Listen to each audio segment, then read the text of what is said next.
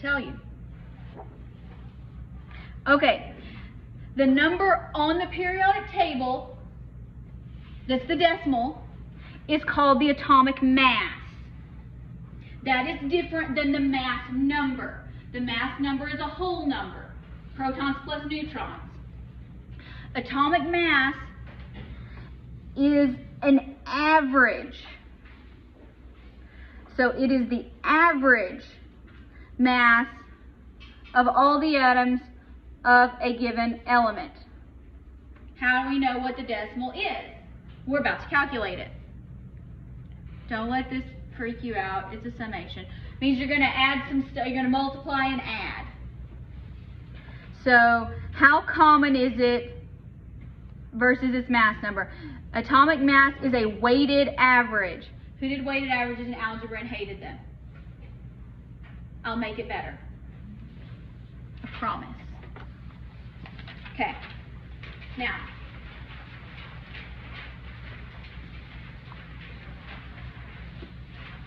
atomic mass, here it says it's below the element symbol. A lot of times it is. On our periodic table, it's above. Just look for the number with the decimals. It is not a whole number. It might be close. Now, the best way that I have found to calculate atomic mass, if you have a way that you prefer to do it differently, do it, it's fine, is to make a chart. If you make a chart, you're less likely to make errors. So, what you do is you require the mass number and what is known as the percent abundance. The percent abundance should be given to you. Now, you convert your percent to a decimal. That's where you're most likely to make your mistake. So go ahead and move it 2 places to the left. Don't try to convert it at the end because you can mess up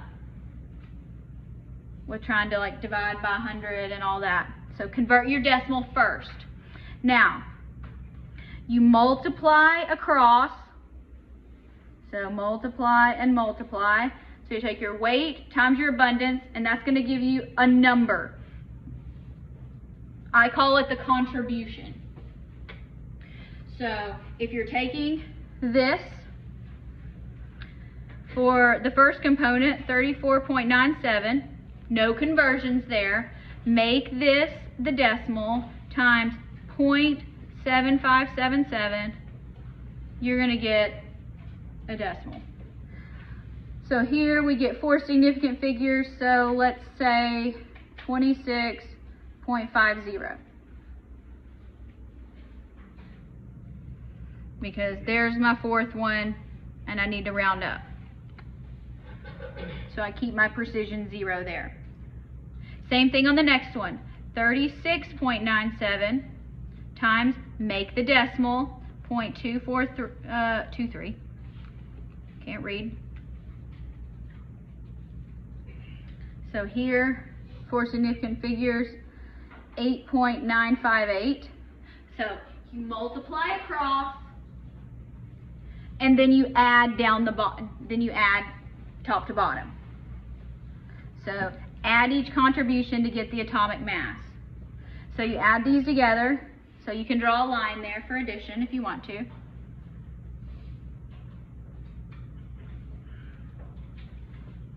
All right. Now we're adding. So practice significant figures. 8, 5, 4, 1, 5, 3. Is this our final correct answer? No. What do we need to do? How many decimal places do we get? 2 decimal places, that's right. Because when we're adding, it only matters the number of decimal places. So our final answer becomes what? 35.46. So we have to round. We got to drop that one off.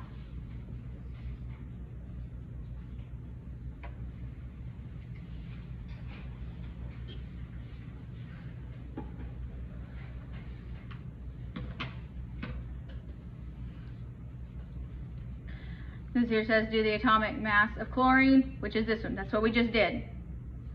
So you just do it. Make a chart. Make a chart. Because this is how it's usually given to you in the problem. It's going to be a whole bunch of numbers, and you have to match them up. So I've gone ahead and done it for you, but let's show you how you would do it if you're going to do it yourself. Magnesium has 3, so you know you're going to have 3 rows. Masses of 23.99, so this is giving your masses, so you just put them in the columns. So this would be 1, this is row 2, this is row 3. And now since it says respectively, that tells you that this abundance goes with the first one, this one goes with the second one, this one goes with the third one. You don't necessarily have to have the name, but make sure you match them up correctly. So what should we do first? Make the percents decimals, yes. And yes, I promise I still write them out and do them like this. Okay? Now what do we do? Multiply them across. Yes, so you multiply across and we're going to get a contribution. So I'm getting, here, let me move it over here maybe. 23.99.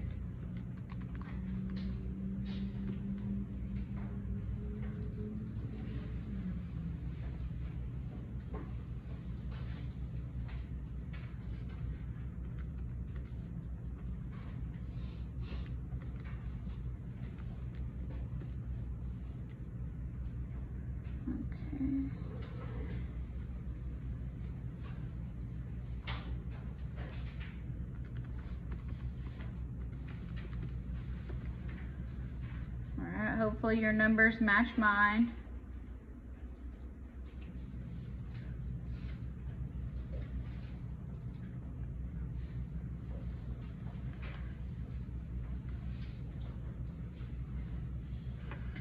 So now once we have our contributions, what do we do with them?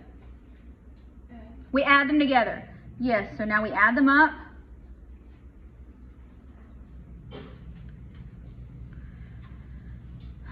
That's a 9, 14, 2, 11, 15, 20, 10, 12,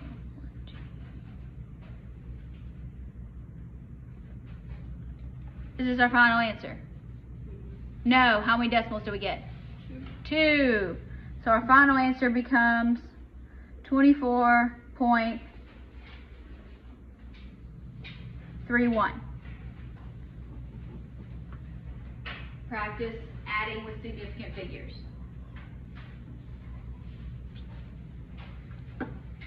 You can add them on your calculator. Just remember to double check.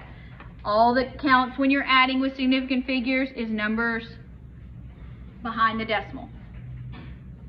Everybody feel a little bit okay about weighted averages now? Was that better than what you did in algebra? Hopefully. Okay. Make a chart. That's key. Make a chart. Some people, and it's totally fine to do on your homework, can do all these in the calculator and add them at the same time. That's fine. I'm not that intelligent at pushing buttons. So I just don't even try. But on a test, at least make the chart so I can see where you're thinking. Okay. Now, molar mass. Has anybody done molar mass before? Yes, a little bit. Okay, good. All right. This is where we're going to count atoms according to how much they weigh. 1 mole equals how much? Anybody know? Okay, here. It's a big number. 6.02214 times 10 to the 23rd. For our purposes, we're going to kind of cut it off here. Although I'm probably pretty much going to cut it off at the first 2. This is also known as Avogadro's number. Write this on your conversion sheet. You need to know it. So on your conversion sheet,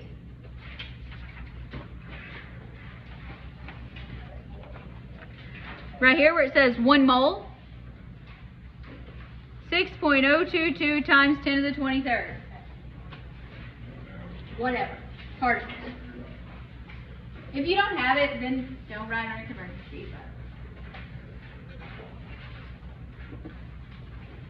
This is very helpful when you're doing your homework because it's all in one place. We'll fill in the rest of this as we go along. So, but it goes right there where it says 1 mole.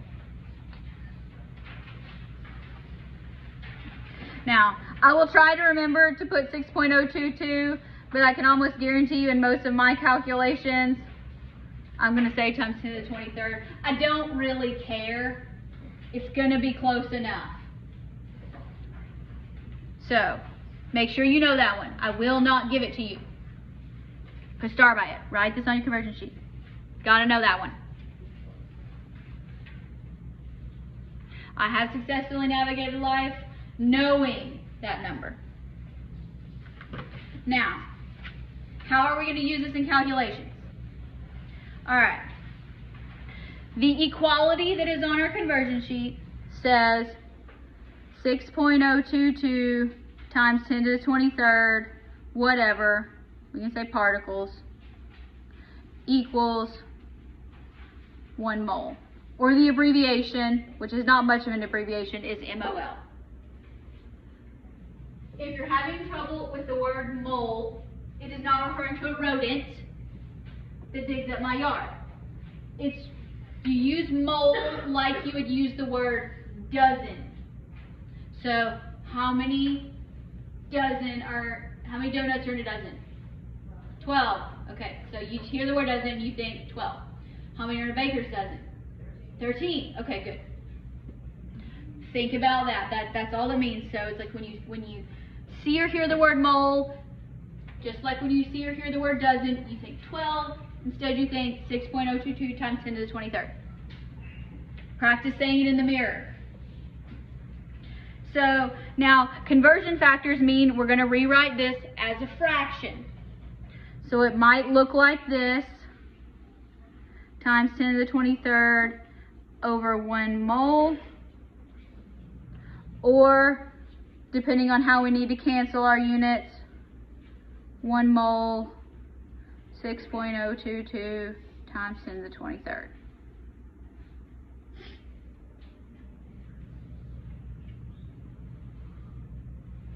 All right, let's try it.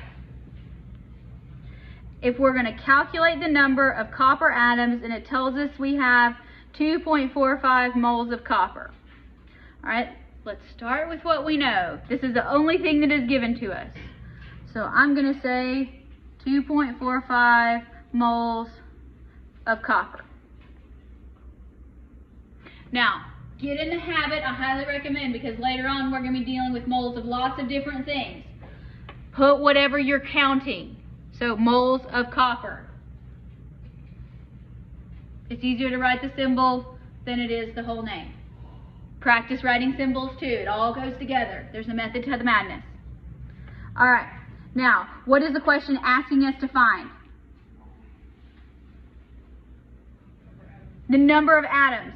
Okay, do we have a way to get from moles to atoms? Yes, we do. It's one of these. So we know that 1 mole is 6.022 times 10 to the 23rd. So now we just have to decide what goes in the top and what goes in the bottom. What do we need to get rid of? Moles. Moles goes in the bottom. And we know that 1 mole is 6.022 times 10 to the 23rd atoms of copper. I know you don't like me for telling you to write all this out. You will thank me later.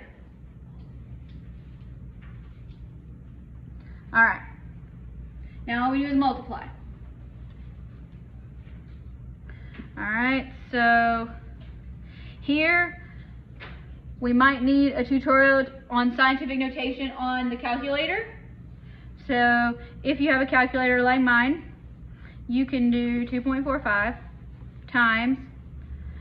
There's several ways to do this. I'm going to do the first one, 6.022 times, you can do 10 housetop 23rd. It'll give you the answer. You could do it as times, mine has a 10 to the power button, so second, 10 to the 23rd, then you have to go out of it, times 2.54. Anybody having trouble getting exponents on your calculator? You gotta know how to do it. Don't be ashamed if you probably haven't had to deal with exponents this large before. That's okay. All right, now, interpreting what your calculator gives you. Because you can also use the EE button, which if you have a scientific calculator is probably what you're going to have to do. So what you would do is you would hit 6.022, 022, probably, yeah. Tells you bad button pusher. And then if you have a scientific calculator, find the button that has EE. You may have to hit a second function. You're going to get the same thing. So then, type correctly, 2.45. I don't have dyslexia, I promise. I just have slow fingers. Okay, so you're going to get a number, and it's going to be in scientific notation. Do we allow all these decimals? No, we do not. All right, for significant figures purposes, this is considered an equality, so it doesn't count towards your significant figures. So only look at this number. How many significant figures do we get? 3. So 1.4, is it a 7 or an 8? 8, because we round up. And then when you go over here where you find the E, the small capital E. And instead of writing E, don't write me an E. Write times 10, and that's your exponent. The E stands for exponent.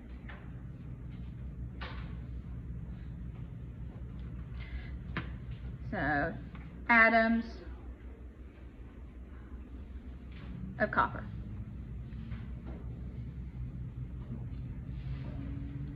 Next one.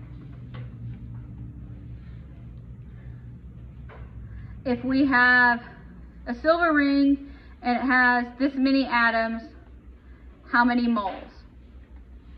So it looks like we're going the other direction. So here, 2.80 times 10 to the 22nd atoms of silver. The question's asking us for moles. Do we have a way to get from atoms to moles? Yes, we do. Okay, so what's going to go on the bottom? Yes, 6.022 times 10 to the 23rd silver atoms is 1 mole of silver. Things that are in the top and the bottom both cancel out. Now, use caution when dividing. 2.80 times 10 to the 22nd divided by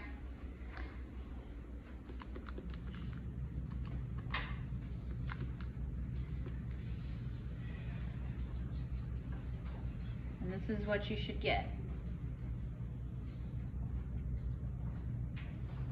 Who got something times 10 to the 46th? Nobody's going to admit it. If you did, you did not use the calculator correctly. So, when you're dividing, and you're dividing by this number, there's 2 ways to do it. If you don't have a graphing calculator. I recommend using the E feature. So if you want to do it in one step, put whatever you're dividing. So in this case, 10 to the 22nd. Now when you divide, you want to make sure the calculator knows it's in scientific notation. Because otherwise, if you put 6.022 times 10 to the 23rd, here's what happens. You get a large number because it only divides by 6, then it multiplies here. You have to be smarter than the calculator. So make sure when you're doing this, you put your bottom number in scientific notation, or if you're not confident in your ability to do that, do it in 2 steps. 2.80, 10 to the 22nd, and divide by 6.022, then divide by 10 to the 23rd, and you will arrive at the correct answer. Now, if you're still having issues, I will address them. Just 1 second. Yes? You can put them in parentheses. Not all the scientific calculators have the parentheses though. But yes, parentheses will work. Yes, the parentheses feature will work. I'm bad at opening parentheses and forgetting to close them. Alright, so you should get something that is, how many significant figures do we get? 3. So I'm going to pull this out. 0.0465. Must include units because units are our friends. If you wanted to put this in scientific notation, also acceptable. Both of those are okay so far.